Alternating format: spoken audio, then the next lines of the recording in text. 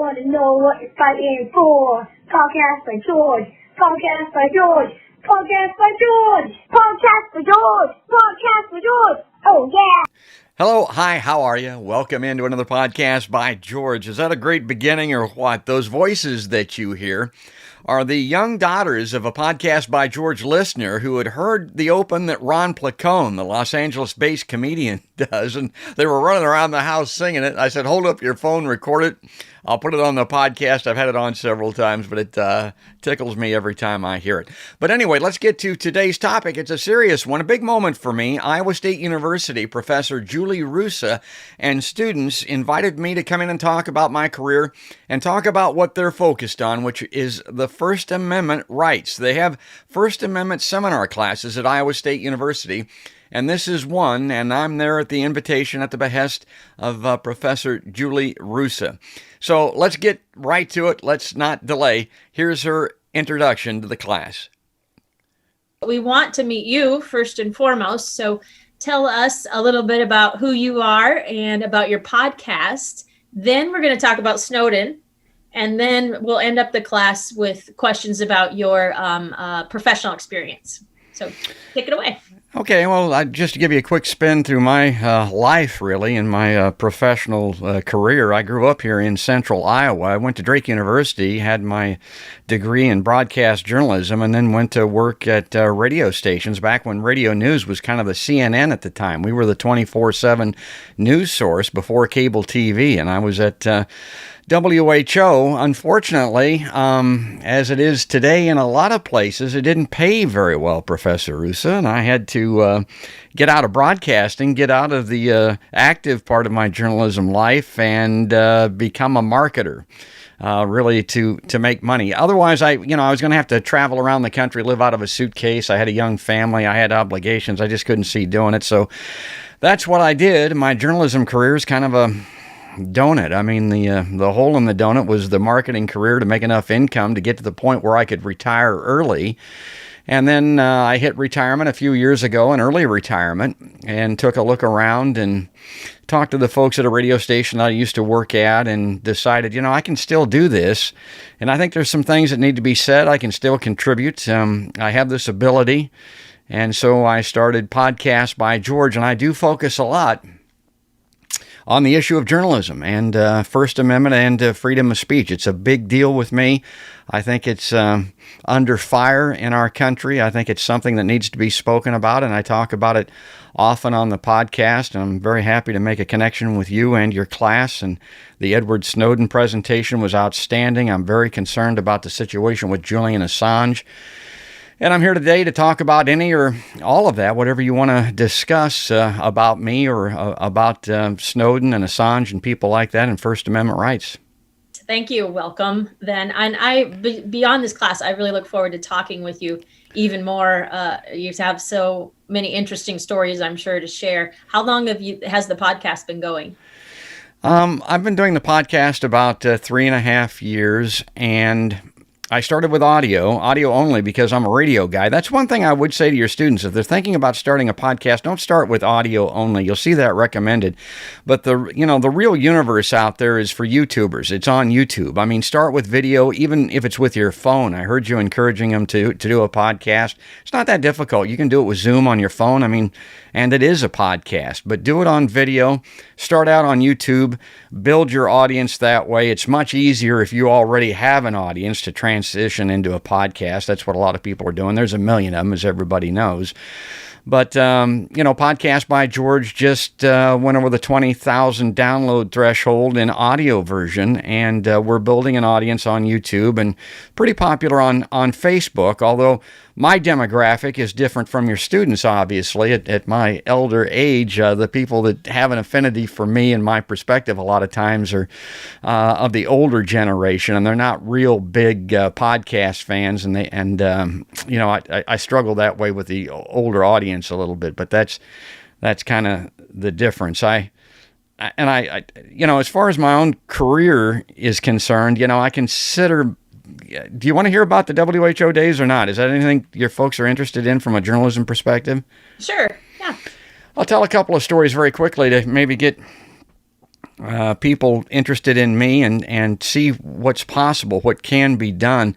I was at WHO in the 80s, and the United States went to war basically with Grenada, a very small military incursion. But the interesting thing about it, which will still be found in the history books everywhere, is that there was a news blackout. Ronald Reagan, the president, wouldn't let the media know that this was happening, and there were no embeds. There was nobody on shore as the U.S. Marines went in. Grenada, people woke up that morning, what the hell is this? What is Grenada? People were, getting out a globe literally to find the thing. I'm at WHO in Des Moines, and I thought to myself, well, there are radio stations everywhere. And so I think I got out a map or a globe, and I looked and saw that Barbados is an island nation very close to Grenada. And I called Voice of Barbados Radio. And the first guy that answered the phone there, he was the only person at the radio station. And I told him that I was interested in what was going on in Grenada and wondered if he knew anybody that was over there. And he said, yeah, matter of fact, I do. He says, I've got a buddy over there that I'm a ham radio partner with. We talk to each other on ham radio in Grenada. And I said, you do? He said, yeah. I said, well, can you call him on the phone? He says, oh, yeah, I can call him on the phone. I said, can you patch that phone into your ham radio, or can you hold that phone to the radio speaker and put that guy on the telephone? He said, yeah, I can do that. So here I am at WHO with that telephone connection with this ham radio operator, and it was the only live reporting still of the U.S. invasion of Grenada that was, I had the producers for CBS Evening News and Dan Rather calling me up to get this audio feed from Grenada. But, and now phones are more prolific than ever. There's Skype, there's Zoom, all these types of things. So for all of your students, that's one of the stories that I like to tell about what you can accomplish and what you can do with just a phone is what I was doing back in the invasion of Grenada at WHO. So that's one of my greatest hits, one of the stories I like to tell.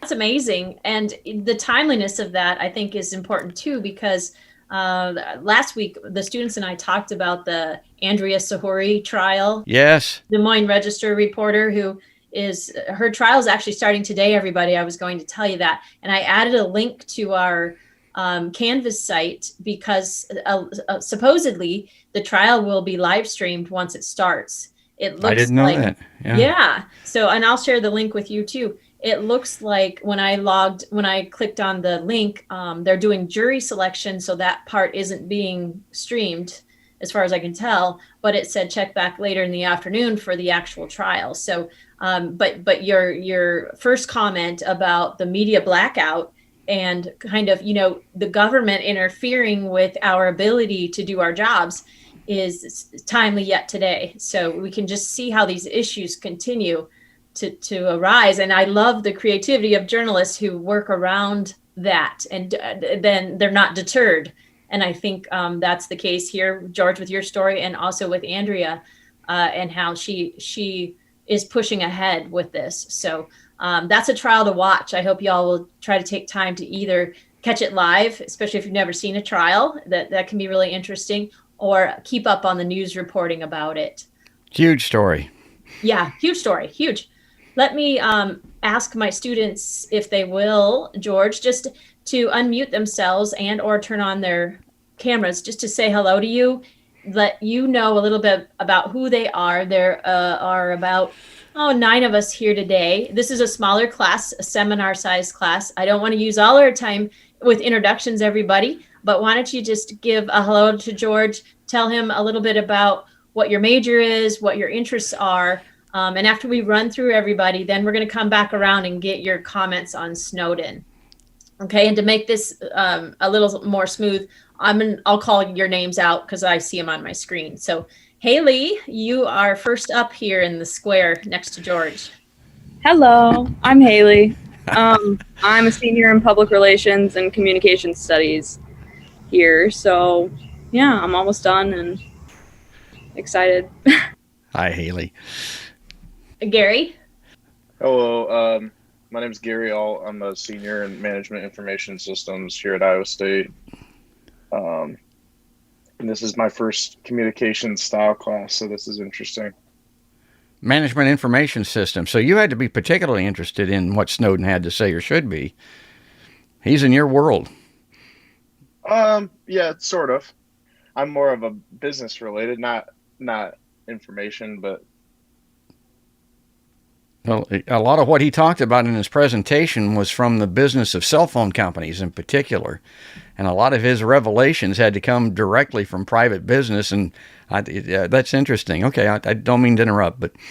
Thank you. Ashley? Well, I'm Ashley. I'm an advertising and event management major, and I'm a senior. That's the world that I worked in, advertising. That was the donut hole that I talked about. That's what I was doing, yeah. Yeah, my name is Allison, and I'm a senior in graphic design. So, yeah. Nice. Artiste. Hi. I'm Laura. I am a journalism major with a minor in ag education. Oh, nice. You'll be well placed in Iowa if you stay here. Indeed. Hi, I'm Kennedy Barisco, and I am a junior in English education and Spanish with a minor in journalism. Wow. That's nice. You shouldn't have any problem getting a job. I was told if you could speak 2 languages, you'd always be employable. And in journalism particularly, that's interesting. Let's hope so. Yeah. Thank you. Olivia? Hi, I'm Olivia, and I'm a junior majoring in public relations. I know a little bit about that. Yeah. Ethan?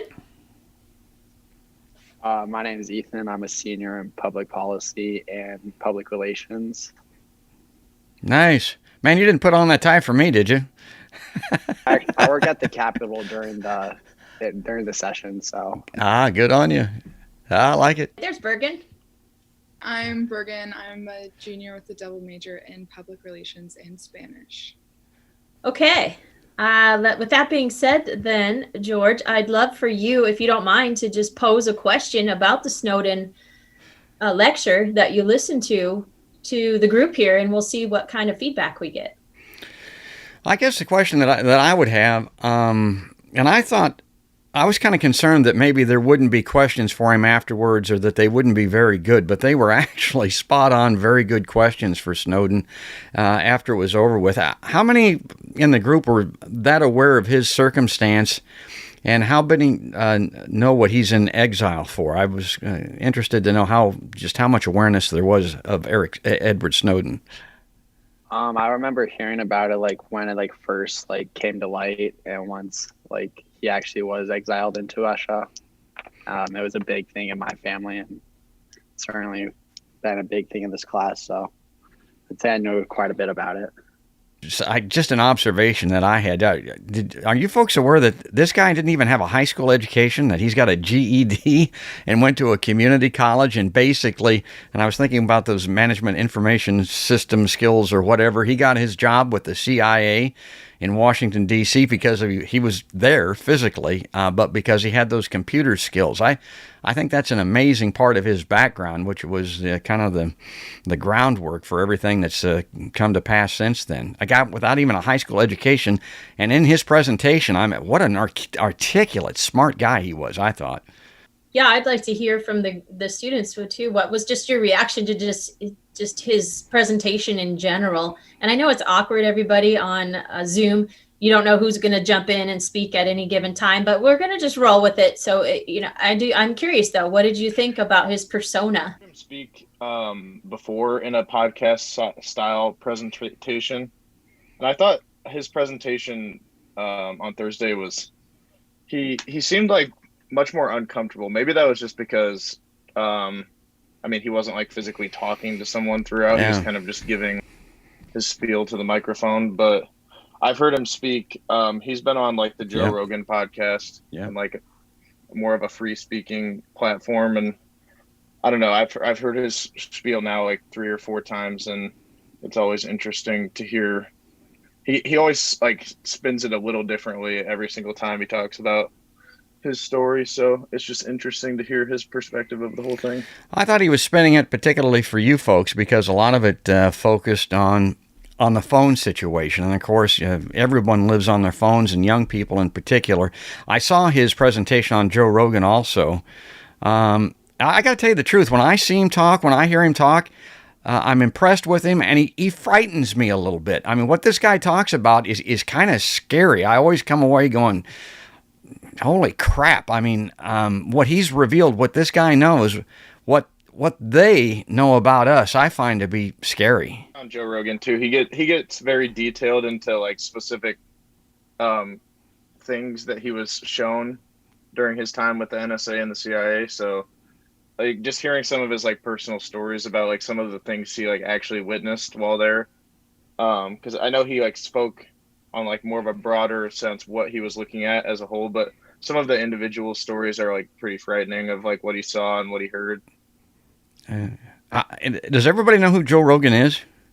You folks all listen to Joe Rogan. He's like the dean of podcasters. I mean, Joe Rogan has more listeners, more followers than there are more people that listen to his podcast than watch episodes or certain hosts on CNN. The guy is really significant. Joe Rogan just moved to Austin. He's what I would aspire to be. If Podcast by George ever grows up, he'll become Joe Rogan. Yeah.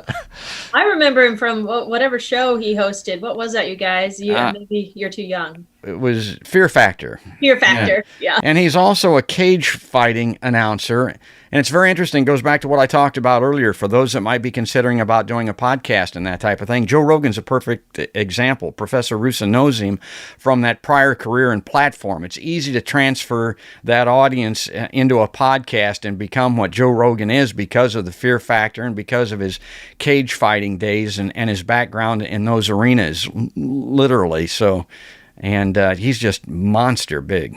So for the others, maybe tell me a little bit about if there's any change that you made after listening to his story. So Gary kind of alluded to the fact that when he hears about the inside scoop of someone who's inside the government sharing what the government is doing, did any of you change any actions when it comes to your cell phones or any of your platforms? I'll say no. I'm kind of just, I have the feeling that like it's too far gone. That information on me, they've had it for a while now. And I feel like there's nothing I can really do to go against the U.S. government on it. Were you aware that the folks your age, everyone born after 1987, every phone call they've ever made is held by the government, that they have those records? I did not know that until I heard Snowden say it Thursday night. I didn't know it, but I wouldn't necessarily say that it shocks me that it has been. Just since we are, I guess, kids like my age, like we all grew up, like we probably had phones when we were in elementary school and on. So I think we're just in that like era of everything's like digitalized now, and it's easier to store digital data than it is like physical data. I was amazed. No, did anybody turn mapping off on their phones at the very least? I mean, that would be the one easy thing that you could do, or do most of you have that off anyway? Have it off. Yeah. Anybody use a VPN, a virtual protocol network for their internet? No. I mean, a lot of people do that to try to secure their privacy. I don't know. I thought it was a fascinating presentation. And Snowden, again, to me, dovetails with that reporter that's on trial here in Des Moines, and, of course, Julian Assange. And one of the biggest reasons that he's very similar to Julian Assange to me, WikiLeaks was involved in both cases, but Snowden came out with this information that he revealed in Hong Kong in 2013 about all of this data collection that the federal government was denying through the CIA and the NSA. He had to go into exile out of Hong Kong. He's still persecuted, and that he can't come back. They want to charge this guy, I think, with espionage, like with Assange. I mean, these are capital offense crimes. They could hang him by the neck if he comes back to this country for revealing that information. And that information has been published by the Washington Post. I mean, they take this information from people like Snowden and from people like Assange. They put it out in the public domain. They benefit from it. And then the publisher or the person that releases it is under persecution, like Edward Snowden is. And it was done in 2013. And no real harm has come to anyone, just like with Assange releasing his Apache helicopter video through WikiLeaks that Chelsea Manning got in 2007. I mean, it kind of proves that it was all right. Matter of fact, there's some benefit from having that information out there years down the road, yet they still pursue Snowden. They still pursue Assange. To me, that maybe is the overarching issue with both of those guys. Was there a sense, everybody, or maybe this is for you in particular, George, about when I've seen him before, Snowden's willingness to come back and face the charges if he felt like he would get a fair trial, but he doesn't have that reassurance? Was that addressed, or what is your perspective on that? Yeah, and I got to say, I thought he was very humble, was the other thing. He didn't talk about himself and his own particular circumstance very much. I kind of wanted to ask him about that if I'd had the chance, but it wasn't about him, the presentation, so much. He didn't talk about it. I will say, going back to 2013, the way that the government found out about him and the reason that he's in exile in Russia today is because he voluntarily came forward. He gave the information to like the New York Times or the Washington Post, and they published it, and they were holding him anonymous. He was an anonymous source, and he just revealed himself. He said, hell, I haven't done anything wrong. I mean, should be public information, and if it isn't, and it helps every American, here I am. Well, guess what? They came after him, and they're still after him. Interesting. I'm going to put one of my students on the spot because I know she was in my media law class. So Bergen, I'm going to set this up for you, but I'm curious if you remember, and to tie this together into our freedom of the press discussion that we're having, Snowden was very intentional in how he acquired the information and then handed it over to journalists in particular. So he didn't just dump it out there on the internet.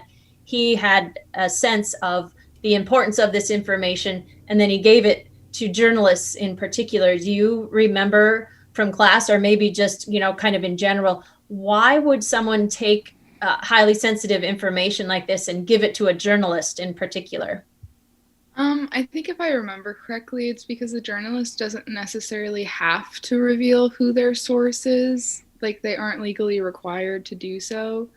So maybe it was just like, it was more trustworthy to give it to a journalist to have it circulate in the presses, because press is something that's protected underneath the First Amendment, instead of just like putting it online, because then it could get misconstrued through the different like avenues and channels and medias like that. So I would say he probably did it just to be protected by the anonymity. But like George said, he came forward on his own, which is good for him. Yeah, they were protecting him. That's an excellent answer, because if you're a journalist and you promise that anonymity to your source, you're compelled to do that. There have been journalists that have gone to jail over that. And in fact, that's exactly one of the reasons that Julian Assange is still in that jail in London. They want him to reveal where he got the information, particularly the DNC information, those emails that he got, and he will not reveal his sources.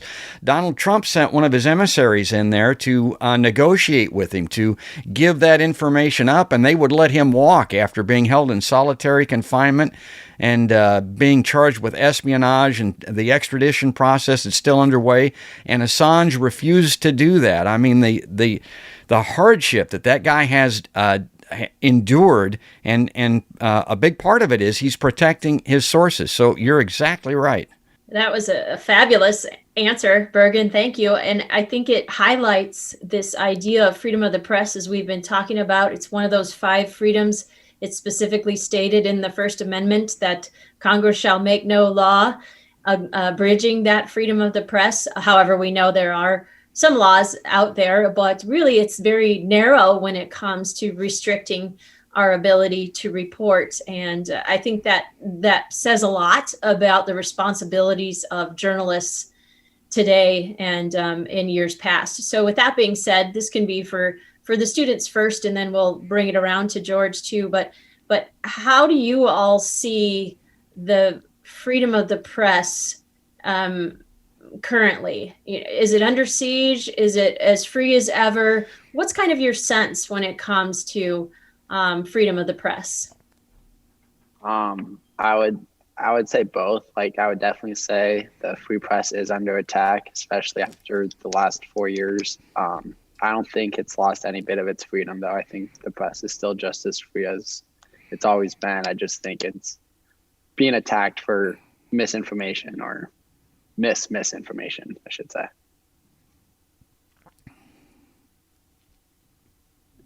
Thanks, Ethan. Who else? Let's get one more student voice in here, and then I want to hear what George has to say about that question.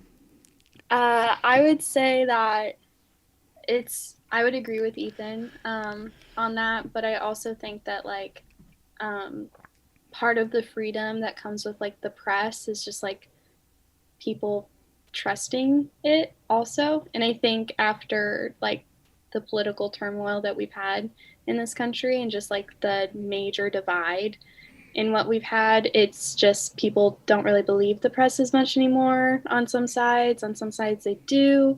They live and breathe it. So it's just kind of like, it depends where you're kind of at on your political spectrum, especially I feel like with your trusting of the press, and like the less that people trust the press, which is like our watchdog, over all of, you know, like our entire government, I think that it loses kind of some of its like freedoms a little bit, and it can be misconstrued for sure. I don't know if that makes sense, but I do. Makes sense. Hold on just one second. Let me just pick up on that. So absolutely makes sense. And here's why, Kennedy, you're more brilliant than you realize.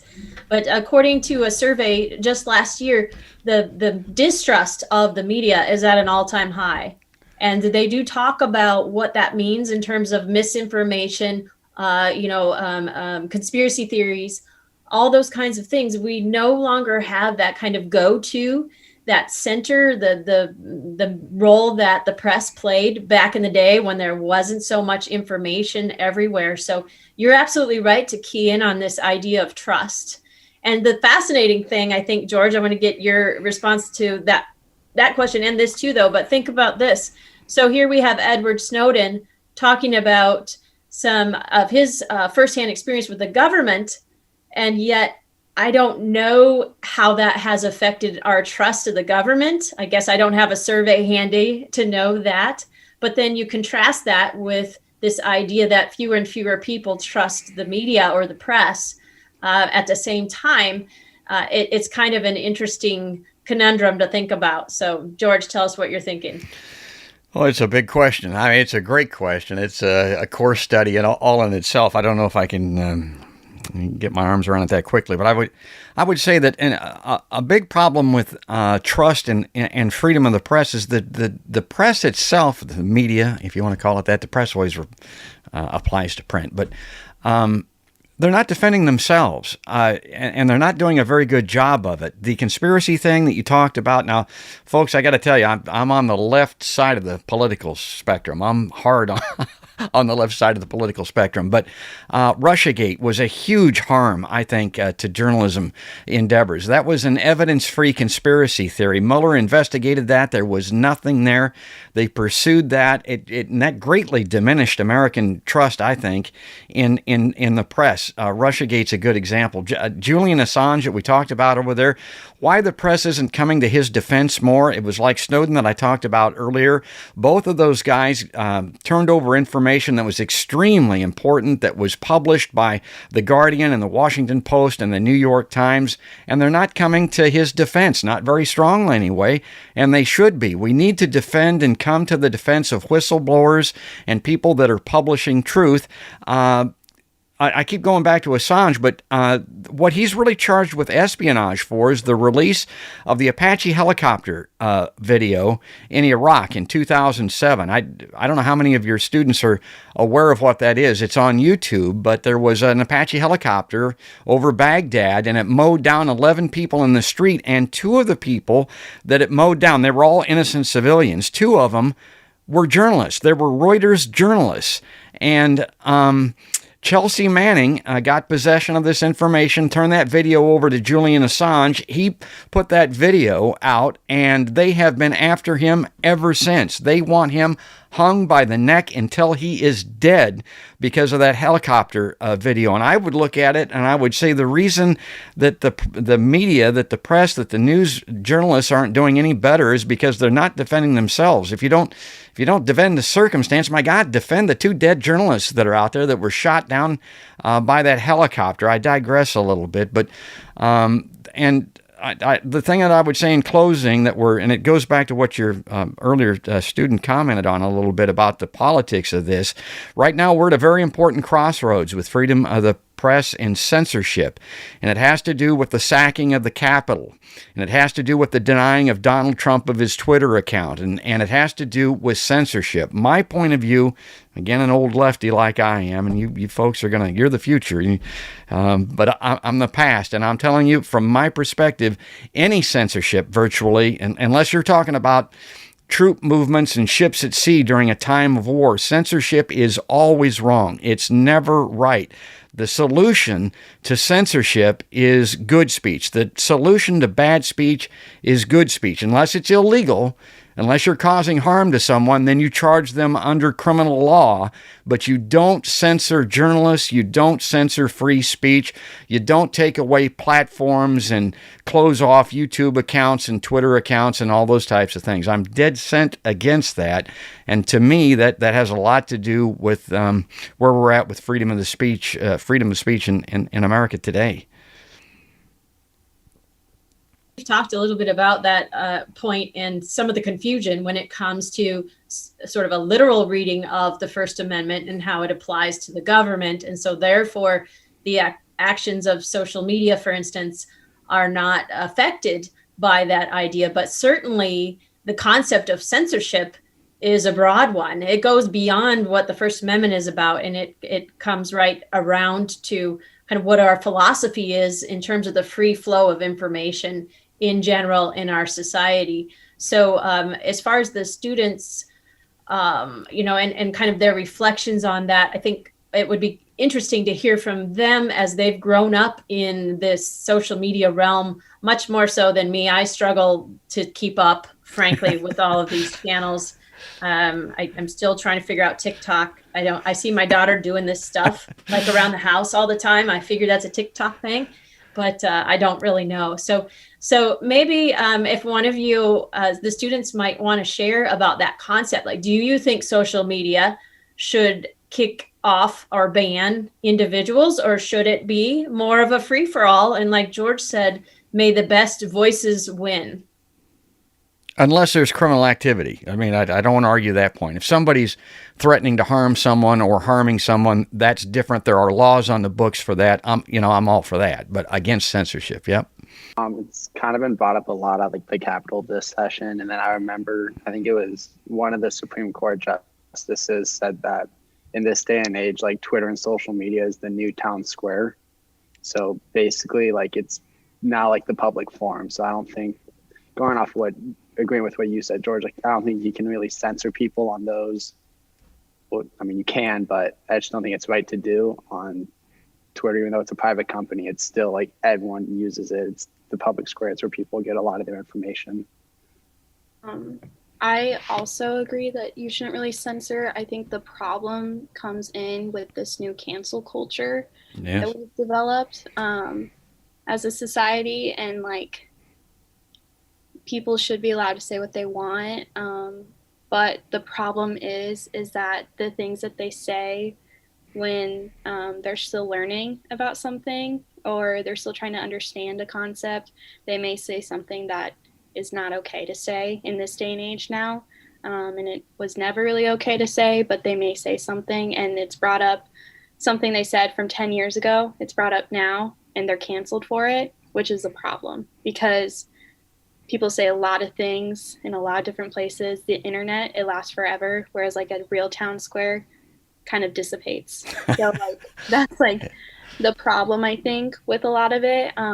Censoring, I don't think you really should do it, but I think we need to look at it as in a different lens instead of canceling someone for those things that are said. Unless, like you said, like it's causing like actual harm, it's like threatening to do something terrible to someone, but the canceling of it all is, I think it's where it kind of gets a little messy. But Well, that's great. The only other thing I would say to put it in context, and again, I'm a lefty, so I'm not a Trump fan, folks. Don't get me wrong. But I don't think his Twitter account should be taken away. When he spoke to that crowd in Washington, D.C. before the sacking of the Capitol, everybody focused on what he said and what he did. And I said, more important than that was who he was speaking to. He was talking to a bunch of people in military garb carrying weapons, tens of thousands of them, that had obviously come to Washington, D.C. chapping for a fight. Encouraging those people to go to the Capitol and fight like hell, yeah, in my mind, that's a crime. Close enough to it to censor or to take action for that. That's like the fire in a crowded theater type thing to me. Telling people to go fight if you're a cheerleader before a football game, I mean, that's okay, but it's completely different. And the other little example that I would use, because we talk about Russiagate, I mentioned that briefly. I talk about this all the time on my podcast. These things always come back to you. If you don't defend the First Amendment, if you think that censorship is all right in some cases, if you encourage that and promote that, it'll come to your doorstep. And a perfect example with Russiagate, the libs and the Democrats and the left were perfectly comfortable with that when it was putting Donald Trump uncomfortably on the hot seat.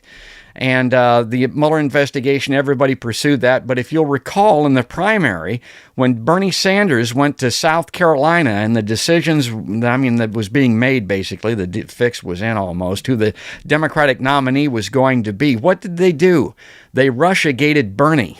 Bernie Sanders, of all people. He's got this connection. He took his honeymoon in Russia or something like that. They were going to destroy Bernie Sanders on the Russia connection. So it always comes back to you. It doesn't matter if it's nuclear weapons. It doesn't matter if it's censorship. It doesn't matter if it's Russiagate.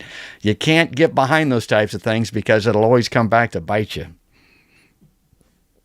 I think Kennedy's point about cancel culture is something new that we are all trying to figure out the way on that issue. I do think for the students, we could have a whole separate class on the Fourth Amendment and your right to privacy, and kind of talking more about Ethan's earlier point about, I figure in this day and age, everybody probably knows everything there is to know about me, and kind of we could talk more about that perspective.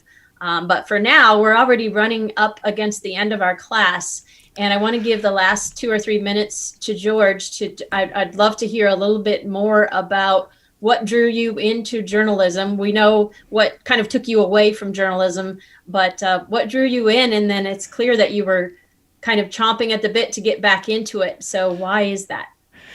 Well, what drew me in, I almost have to go back to my beginnings, my earliest childhood memories almost. 1963, November 22nd, Dallas, Texas. It's almost noon. It's a Friday. The presidential motorcade is turning left on Elm Street, right in front of the Texas School Book Depository.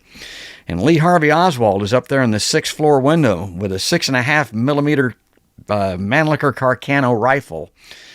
And he kills the president. I'm in 3rd grade, but it left an indelible impression on me. And of course, that's when the first big-time conspiracy theories, I don't know, maybe since John Wilkes Booth was on the American landscape, and I began to look at that as a kid. I took a course on it, believe it or not. They had a course on the Kennedy assassination at Drake, where I graduated from, and it really spurred my intellectual curiosity and my interest in journalism. And of course, Watergate came along, and everybody wanted to be a journalist back then, and myself included.